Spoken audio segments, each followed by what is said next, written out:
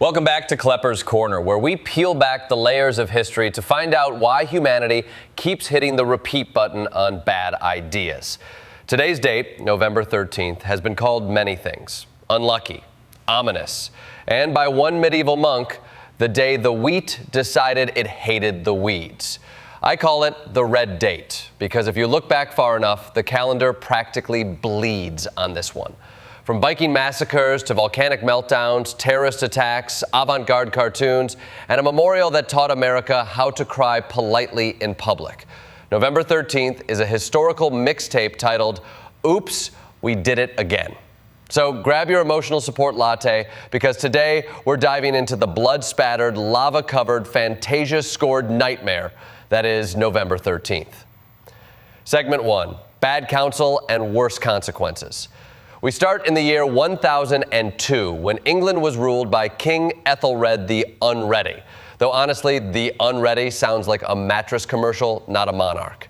His actual nickname meant ill-advised, which in his case is like calling the Titanic a bit leaky. Faced with Viking raids, Ethelred did what every insecure leader does. He panicked and overcorrected. Instead of diplomacy, he sent out a memo titled, Massacre All Danes, CC God. It was the medieval version of Delete All Foreign Contacts. In Oxford, terrified Danes fled into a church for safety, so naturally, the mob set the church on fire. Because nothing says faith-based initiative like barbecuing people on holy ground. Ethelred called it a most just extermination. The Danes called it grounds for revenge. Among the victims, the sister of the King of Denmark. Killing a Viking queen in 1002 is the geopolitical equivalent of poking a bear with a burning sword. What happened next? Denmark invaded, conquered, and Ethelred fled to Normandy. The massacre meant to save England, instead handed it to the Danes on a platter. Proof that, in history, genocide has terrible ROI. Segment 2, From the Sword to the Suicide Vest. Flash forward 1,013 years to 2015. Same date, same blood-red energy. Paris, city of love, wine, and overpriced espresso, became the site of the worst coordinated terrorist attack in Europe since World War II. ISIS decided France needed a lesson for bombing their bases, so they hit stadiums, cafes, and the Bataclan concert hall. Because nothing says holy war like murdering people who came to hear Eagles of death metal. But here's the tragic deja vu. Just like Ethelred, ISIS mistook cruelty for strategy. The attacks horrified the world and united it against them. France bombed Raqqa harder than ever. Within 3 years, ISIS's so-called caliphate was dust. So in the history book of November 13th, we see a pattern. Unleash horror, meet karma. Whether you're a Viking king or a self-declared caliph, the takeaway is simple. Don't schedule your atrocities on the same day history keeps marking for divine payback. Segment 3, Mud, Negligence, and the mayor who said, stay inside. By 1985, humanity had traded swords for suits, but incompetence still trending. On November 13th, in the Colombian town of Armero, a volcano named Nevado del Ruiz woke up cranky. Scientists had been waving red flags for months. Maps, warnings, hazard zones, the works. But the government was busy. Guerrillas had just attacked the Supreme Court, so leaders decided, let's multitask tomorrow. Meanwhile, local officials told everyone to relax. The mayor literally got on the radio and said, there's not much danger. 2 hours later, 23,000 people were dead under a river of mud. It wasn't the eruption that killed them, it was the complacency. Colombia learned too late that lava is less deadly than paperwork. Yet from the tragedy came progress, international volcano monitoring, early warning systems, and the recognition that maybe scientists aren't just guys who ruin picnics. Armero is proof that nature's disasters are predictable. It's governments that erupt without warning. Segment 4, When Disney Went Psychedelic. Now, not every November 13th tragedy involves death. Some involve jazz playing mushrooms.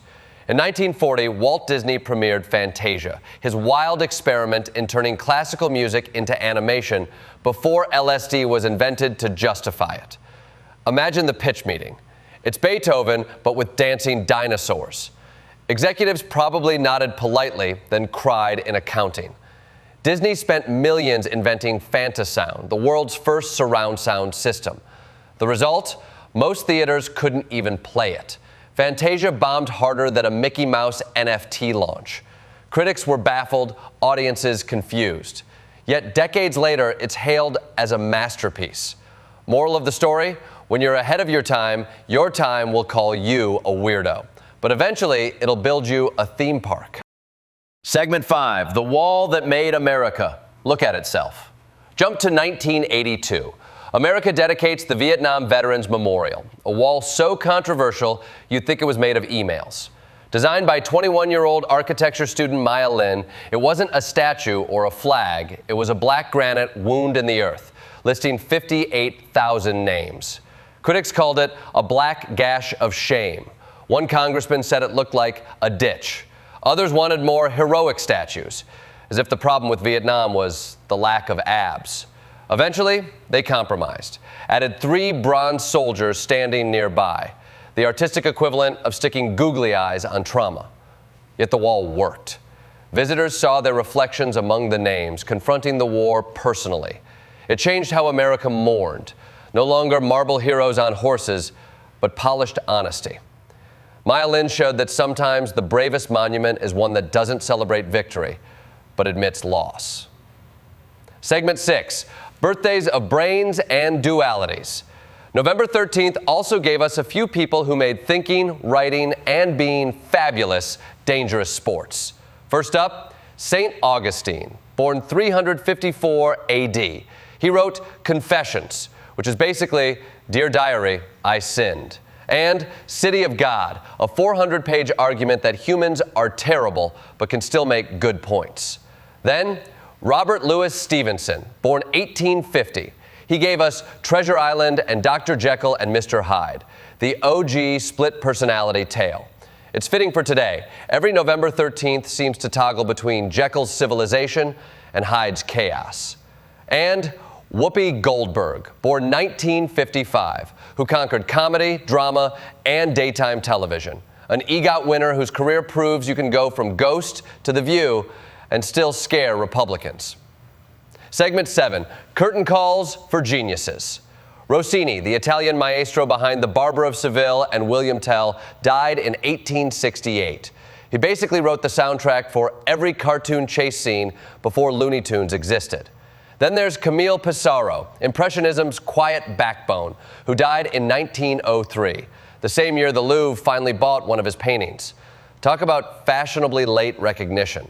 He mentored Cézanne and Van Gogh, proving you don't have to cut off your ear to influence art. Just show up on time for all 8 exhibitions. Segment 8, the miscellaneous madness of history.